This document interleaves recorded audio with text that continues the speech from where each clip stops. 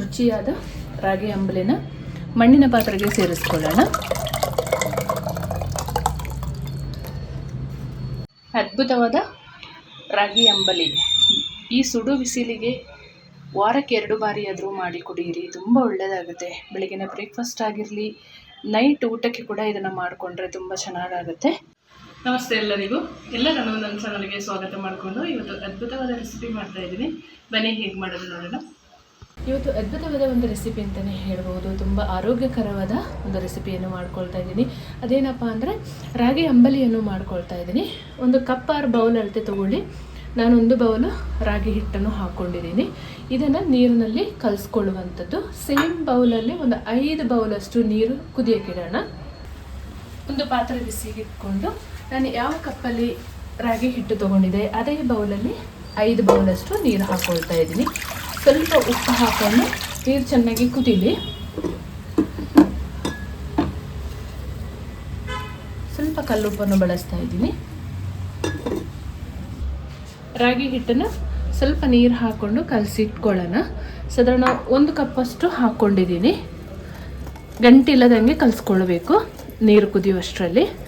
ಈ ಸುಡುವ ಬಿಸಿಲಿಗೆ ಏನು ತಿನ್ನೋದು ಅಂತಲೇ ಗೊತ್ತಾಗಲ್ಲ. ಹಾಗಾಗಿ ಟೀ ಕಾಫಿ ಬದಲು ಕೂಡ ಈ ಥರ ಮಾಲ್ಟ್ ಅಥವಾ ರಾಗಿ ಅಂಬಲಿಯನ್ನು ಮಾಡ್ಕೊಂಡು ಕುಡಿದ್ರೆ ಅಥವಾ ಯಾವುದೇ ಥರದ ಗಂಜಿ ಮಾಡ್ಕೊಂಡು ಕುಡಿದ್ರೆ ತುಂಬ ಹೊಟ್ಟೆಗೊಂಥರ ಹಿತ ಅನಿಸುತ್ತೆ.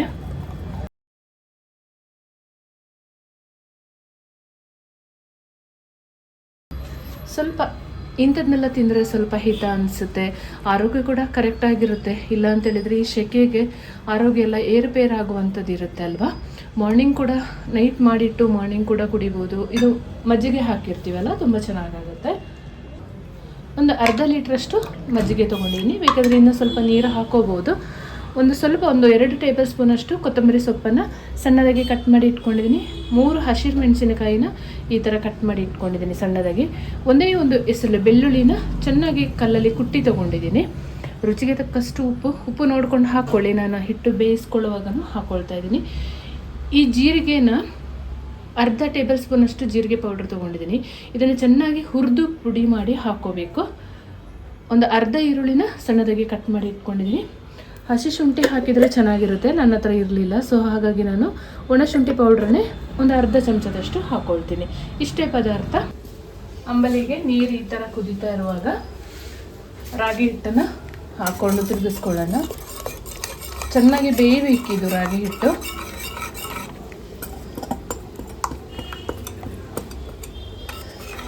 ತಣ್ಣಗಾದ್ಮೇಲೆ ಮೊಸರು ಹಾಕಿ ಅಂಬಲಿ ಮಾಡಿಕೊಳ್ಳುವಂಥದ್ದು.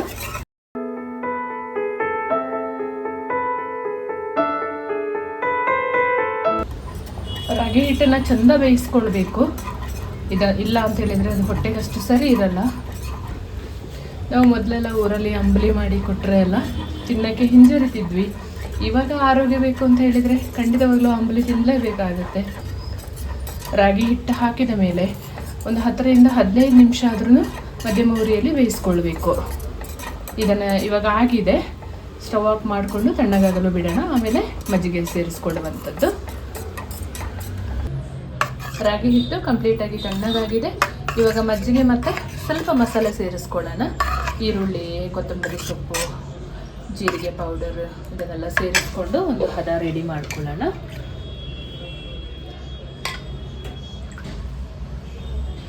ಅರ್ಧ ಲೀಟ್ರಷ್ಟು ಮಜ್ಜಿಗೆ ಸೇರಿಸ್ಕೊಳ್ತಾ ಇದ್ದೀನಿ. ಸ್ವಲ್ಪ ಹುಳಿ ಇದ್ರೂ ಕೂಡ ತುಂಬ ರುಚಿ ಕೊಡುತ್ತೆ ಇದು. ಚೆಂದ ಒಮ್ಮೆ ಮಿಕ್ಸ್ ಮಾಡ್ಕೊಳ್ಳೋಣ.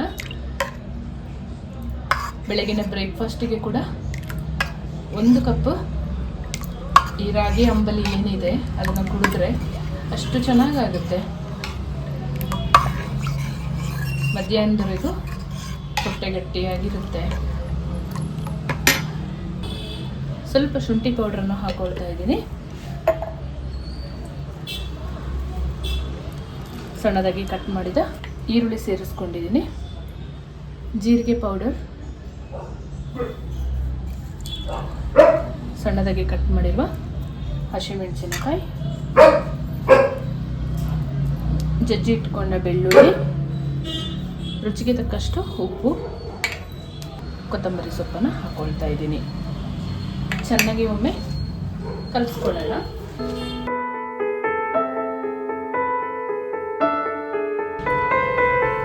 ರುಚಿಯಾದ ರಾಗಿ ಅಂಬಲಿನ ಮಣ್ಣಿನ ಪಾತ್ರೆಗೆ ಸೇರಿಸ್ಕೊಳ್ಳೋಣ.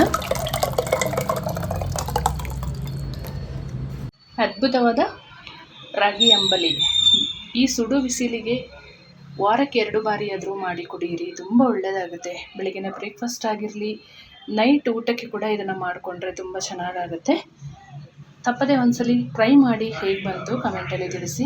ಆಲ್ಮೋಸ್ಟ್ ಎಲ್ಲರಿಗೂ ಗೊತ್ತಿರುತ್ತೆ, ಆದರೂ ಒಂದೊಂದು ಊರಿನ ಕಡೆ ಒಂದೊಂದು ಥರ ಮಾಡ್ತೀವಿ ರಾಗಿ ಅಂಬಲಿನ.